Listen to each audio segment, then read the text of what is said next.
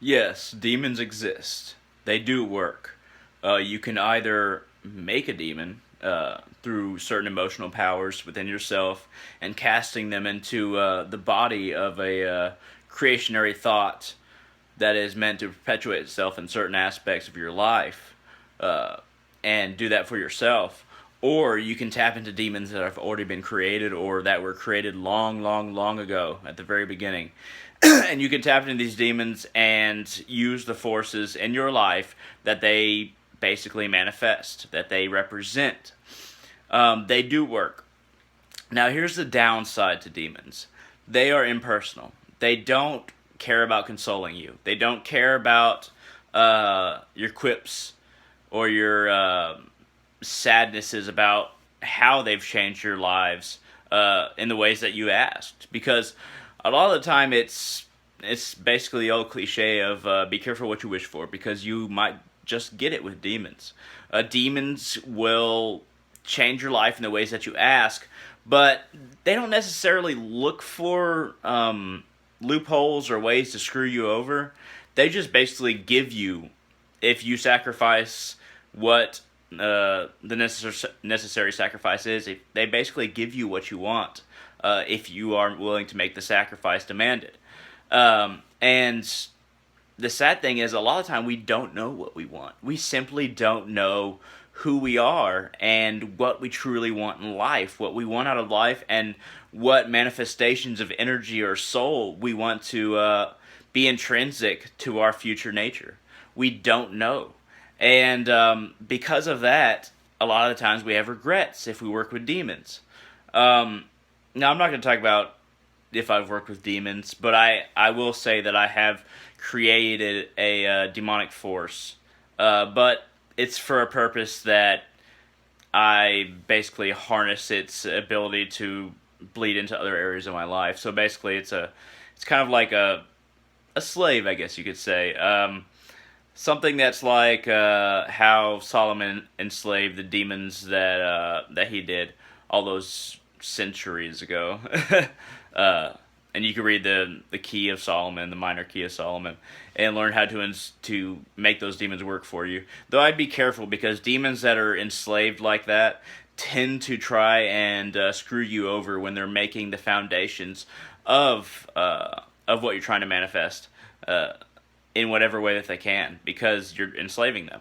Now, the one that I created, it's enslaved, but it's specifically enslaved because it's tied to my existence and my recognition. That's why it's enslaved, not necessarily because I put a spell over it. But demons that you create are very hard to make strong, make powerful, unless you know how to feed a lot of energy into them and you are very focused on them. Very focused on giving them that power. And you have to be not a master, but very good at meditation and very good at energy transference in order to make any demons that work for you powerful. And the demons that work for you, in my opinion, should be created by you, because the ones that work for you that aren't created by you, that aren't created from your thought forms, they are more likely to screw you over, just on average. They don't want to console you. They don't want you to succeed. They want to accept the sacrifice and give you what you asked for, but it may not be what you truly want. So be careful when you're working with demons. And what do I mean by demons? What does that word even mean? Now, there's a lot of definition of demons, but basically they're consumptive, energetic spirits. They're consumptive, energetic thought forms. They consume and they give. They live for the consumption of what you feed them, and then they provide the service or the manifestation of energy, whatever it might be, in return for the feeding. It's a definite give and take, in which you have to give in order to take. It's like a very strict exchange system. Now, with beings that are higher up, beings that are more benevolent and nice and loving, they will, on average, like angels, for instance. But angels is such a cliche, and it's such a finite form of higher beings that I don't like to use the word, honestly. But like angels, because most people understand angels, they're more likely to give you more in return if you're willing to sacrifice things which establish your ego, which enforce your ego, and which enforce your gains on this earth or your selfishness on this earth. If you're willing to sacrifice those things, you're going to get a lot more in return from angels and powerful beings like them that are higher up, because you're sacrificing the negativity in yourself for those things. Now, for demons, you're sacrificing in a negative way. You're sacrificing in a way that desires more power, more fulfillment of desire, more manifestation of the energy that they provide. So the sacrifice is still demanded, but it tends to be less, and it tends to be more immediate.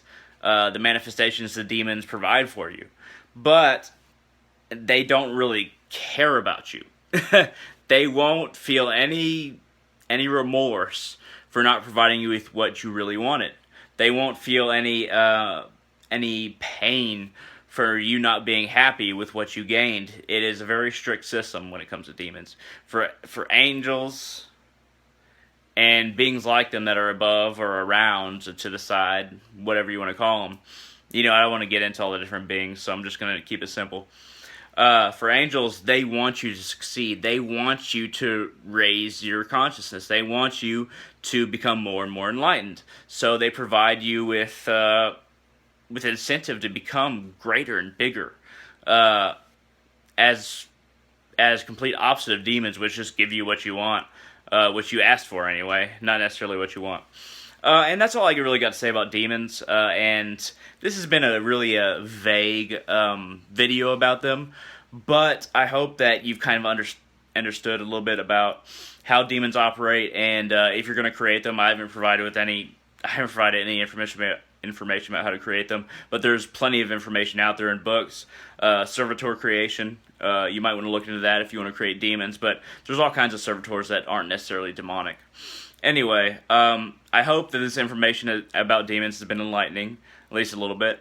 And if you did learn anything, even if you didn't like it, but you did learn something, hit that thumbs up down there, and subscribe. If you subscribe and give me suggestions about videos, I will follow them, because I am loyal to my subscribers. So thank you very much for watching, and y'all have a great one.